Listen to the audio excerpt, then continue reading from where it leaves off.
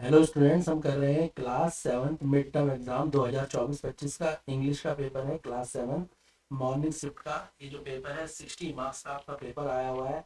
Mid term exam 2024-25 के लिए morning shift का है। टाइम 2.5 आवर दिया है। 60 मार्क्स का ये क्वेश्चन पेपर है। जल्दी से इसके क्वेश्चन का आंसर मिला लीजिए। सेक्शन ए 16 मार्क्स का है, सेक्शन बी 12 मार्क्स का है, सेक्शन सी 14 मार्क्स का है और डी 18 मार्क्स का है।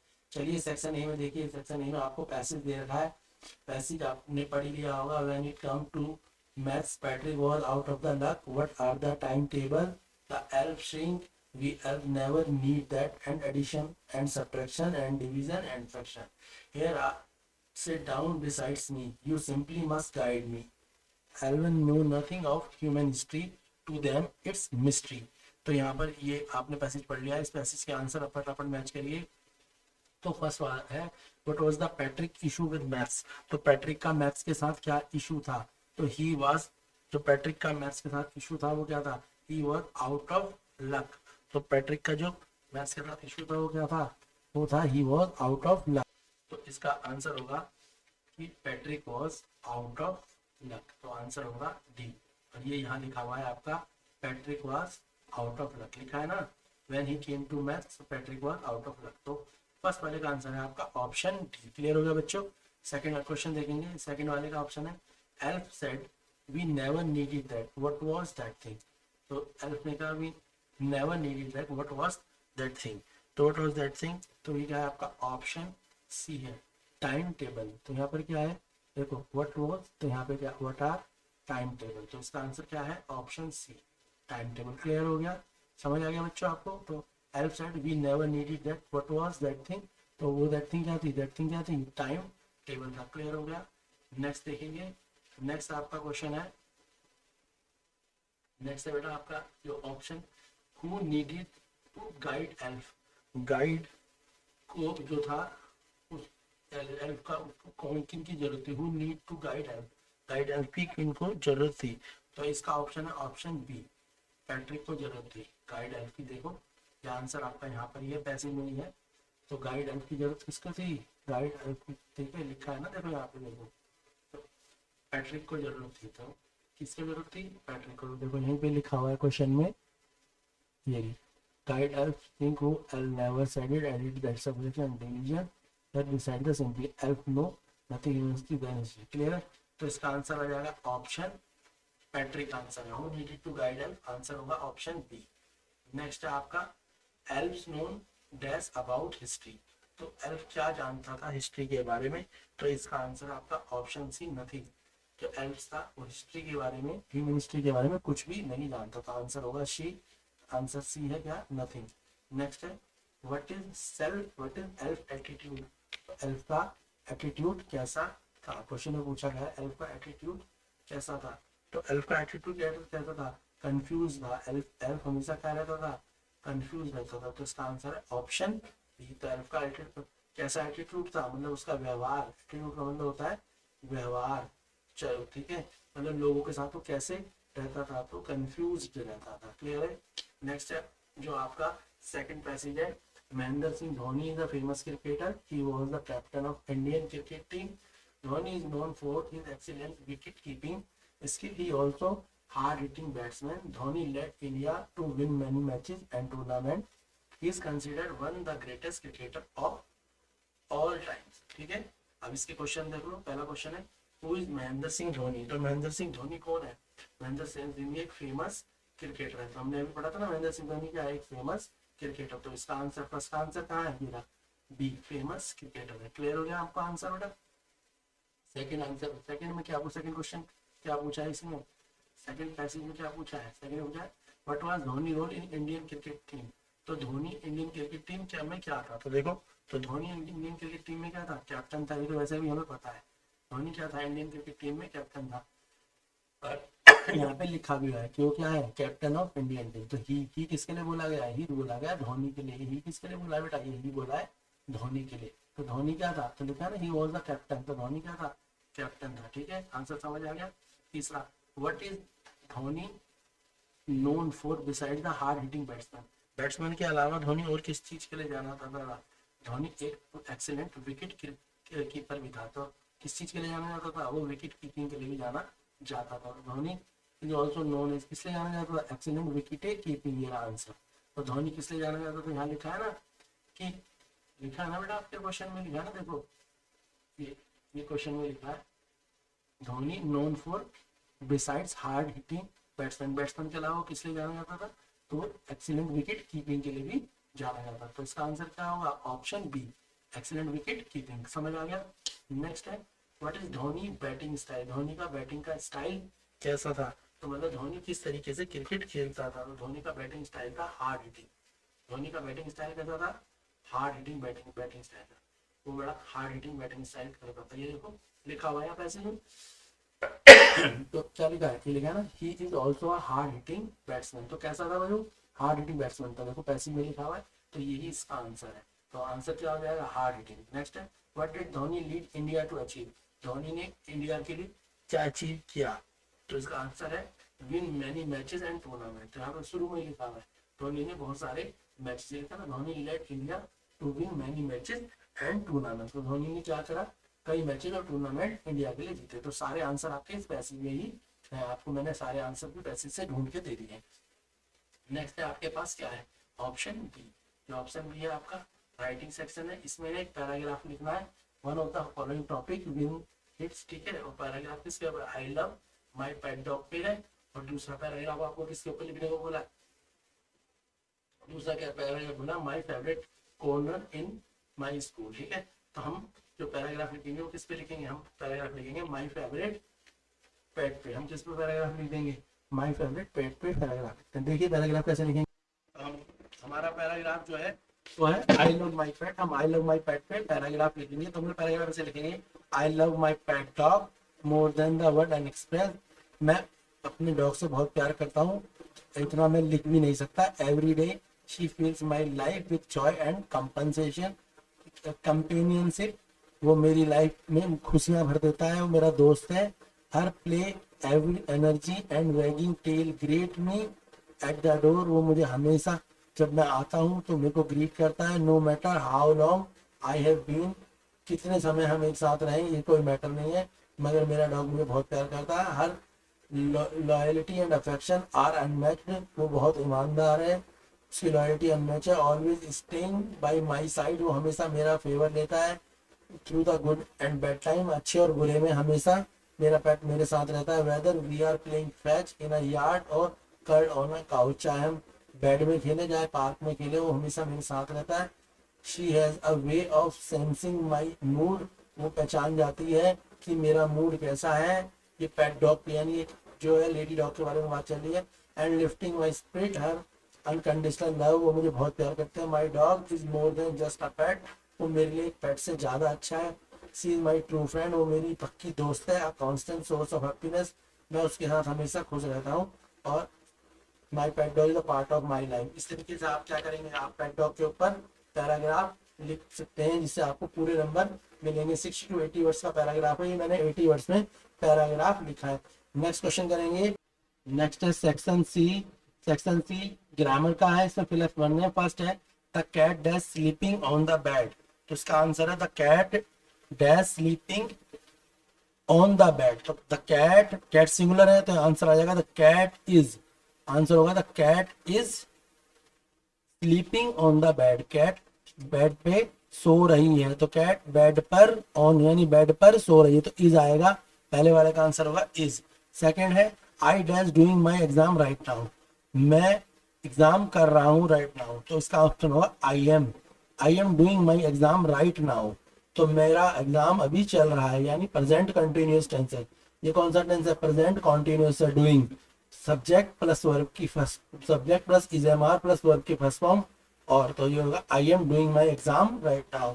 थर्ड वाला they dash playing soccer in the park, इसका आंसर होगा are. They are playing, answer होगा are. They are playing soccer in the park, ये भी प्रेजेंट कॉन्टिन्यूअस टेंस है, पर इज आई वी यू दे के साथ आर लगता है, तो दे आर दे के साथ आर लगता है, यू के साथ आर लगता है, आई के साथ एम लगता है, तो they are playing soccer in the park, option हो जाएगा इसका आर। नेक्स्ट वाला आपका है we dash painted the wall, तो इसका आंसर होगा आपका वी हैव पेंटेड, यहाँ वर्ब की थर्ड फॉर्म लगा रखी है तो प्रेजेंट परफेक्ट टेंस है। We have painted the wall, have लगेगा, इसका आंसर होगा we have painted the wall, हमने वॉल पे पेंट किया है। Next, the city dash football in 1776, इसका आंसर होगा आपका the city dash founded in 1776, तो इसका आंसर हो जाएगा द सिटी वॉज, आंसर होगा was, the city was founded in 1776, answer आ जाएगा वॉज आ जाएगा इसका आंसर। क्लियर है बच्चों? आप अपने आंसर मैच कर लीजिए ग्रामर के, ताकि आपको पता लग जाए कि आपके कितने नंबर आ सकते हैं। नेक्स्ट है आपका, नेक्स्ट वाला है आपका, इसमें आपको fill in the blank using the opposite of the underline word, तो सबके अपोजिट अंडरलाइन वर्ड है। ठीक है, तो आप देखो पहले वाले में है the room is clean but garden is, तो अपोजिट वर्ड क्वेश्चन में क्या लिखने हैं, अपोजिट यानी विलोम शब्द, अपोजिट वर्ड, अपोजिट यानी क्लीन का क्या हो जाएगा, क्लीन का हो जाएगा डर्टी और अनक्लीन, डर्टी और अनक्लीन लिख देंगे। दूसरा है क्लोज्ड, क्लोज की जगह लिखेंगे हम open, the door is close and window are open. पहले वाले में the room is clean but the garden is dirty, या ठीक है ऐसे यहाँ the door is close but the window are and the window are open, यहाँ open. I love old book, और यहाँ पे आ जाएगा इसका opposite I love old book, तो इसका अपोजिट आ जाएगा सी लव न्यू बुक, मैं पुरानी बुक पसंद करता हूँ वो न्यू बुक। फोर्थ में द केक इज, तो यहाँ पे आएगा द केक इज, यहाँ पे बिटर ना, तो यहाँ पे आ जाएगा the cake is sweet in taste not bitter, तो यहाँ पे बिटर का उल्टा क्या होता है, स्वीट, मीठा। In desert the day are, यहाँ पे कोल्ड है तो यहाँ पे हो जाएगा हॉट। ठीक है, अब मैं सबके आंसर, आप मेरे आंसर रूप से मैच कर लीजिए, स्पेलिंग सही थी, आपको पता लग जाएगा किसमें क्या लिखना है। तो बेटा ये 6 वाले के आंसर है, आप एक बार देख लीजिए आंसर। तो क्या है, क्लीन का है डर्टी, क्लोज का है ओपन, ओल्ड का है न्यू, और बिटर का है स्वीट, और कोल्ड का है हॉट। तो 6 के आंसर ये रहे, फर्स्ट का डर्टी, सेकंड का ओपन, थर्ड का न्यू, फोर्थ का स्वीट, फिफ्थ का हॉट। स्पेलिंग पे ध्यान से लिखेगा, dirty DIRTY, OPEN, NEW new, SWEET sweet, HOT hot. Clear है? तो आपने सारे वर्ड्स क्लियर कर लिए, क्लियर हो गया आपका क्वेश्चन नंबर 6 क्लियर हो गया आपका। अब हम करेंगे क्वेश्चन नंबर 7। क्वेश्चन नंबर 7 देख लेते। क्वेश्चन नंबर 7 में फर्स्ट वाले फिल इन द ब्लैंक्स बने ए एन और द की फॉर्म में। ठीक है, तो पहला है शशि इज, तो Shashi is a good dancer, तो पहले वाले में ए आएगा, तो पहले वाले में क्या आएगा, Shashi is a good dancer, तो ए आएगा। सेकंड वाले में आएगा आपका dash Taj Mahal is important building, तो the Taj Mahal is an important building. Third है I read dash interesting story last night, तो थर्ड में आएगा आई रीड तो थर्ड में क्या आएगा, I read a story, I read a interested story last night. तो थर्ड में क्या आना चाहिए आपका, आप बताओ, तो थर्ड में क्या आ सकता है बेटे आपके हिसाब से? देखो, तो जो थर्ड वाला है वो आएगा I read an interesting story light last night, और फोर्थ वाला है फिल्म सिटी सिचुएटेड इन, तो इसमें आर्टिकल नहीं आएगा क्योंकि इसमें कुछ भी नहीं देगा, तो आर्टिकल नॉट नीडेड, तो फर्स्ट वाले से। ठीक है, अब आपने आंसर आप मैच कर लीजिए। तो क्वेश्चन 7 के जो आंसर है वो आप देख लीजिए, फर्स्ट वाले में ए आएगा, फर्स्ट वाले में क्या आएगा, ए आएगा, Shashi is a good dancer. Second वाले में द आएगा, the Taj Mahal is an important building. Third वाले में एन आएगा, I read an interesting story like last night, और फोर्थ वाले में आर्टिकल की जरूरत नहीं है। क्लियर है? तो फर्स्ट में ए, सेकंड में, फर्स्ट में क्या बताया मैंने आपको, फर्स्ट में आपका ए, सेकंड में द, थर्ड में एन, और फोर्थ में किसी भी आर्टिकल की आपको जरूरत नहीं है, तो आपको आर्टिकल नहीं लिखना है। क्लियर है? अब हम करेंगे क्वेश्चन नंबर 8 करते हैं फटाफट से। क्वेश्चन नंबर 8 में आपको बोला है मैच द कॉलम, आपको कॉलम ए को क्या करना है, मैच करना है किससे, कॉलम बी से, कॉलम ए और कॉलम बी को मैच करना है। और यहाँ पे आपको क्या दी हुई है, पंक्चुएशन मार्क्स दिए हैं। वैसे तो आपको 3 ही करनी है, पर मैं आपको सारी करवा देता हूँ। तो देखो ए को हम किसके साथ जोड़ेंगे, ए हो जाएगा सी के साथ, ए हो जाएगा सी के साथ, क्योंकि do you want to come with me, ये क्वेश्चन मार्क है, यहाँ पे डू लिखा है ना, डू किसके लिए आता है, क्वेश्चन मार्क के लिए, तो यहाँ पे क्वेश्चन मार्क का साइन आ जाएगा, do you want to come with me, तो ए का ऑप्शन हो जाएगा सी। ए वाले का जो कॉलम है किससे मिलेगा, ये किससे मिलेगा, ये जो है ये फर्स्ट, और सॉरी मैंने उल्टा कर दिया वैसे तो ठीक है, जो यहाँ पे ए है वो किसके साथ मिलेगा, ये वाले को थर्ड के साथ, तो यानी फर्स्ट किसके साथ मिला, फर्स्ट मिलेगा थर्ड के साथ। तो जो मैं आपको मिटा देता हूँ, ये फर्स्ट किसके साथ मिलेगा बेटा, फर्स्ट मिलेगा थर्ड के साथ, ये फर्स्ट किसके साथ मिलेगा, सी के साथ। क्लियर हो गया। सेकंड है I am writing for you, मैं आपके लिए लिख रहा हूँ, इस वाले में आप कौन सा लगाएंगे, सेकंड वाले में जो है वो डी के साथ मैच करेगा, फुल स्टॉप लगाएंगे।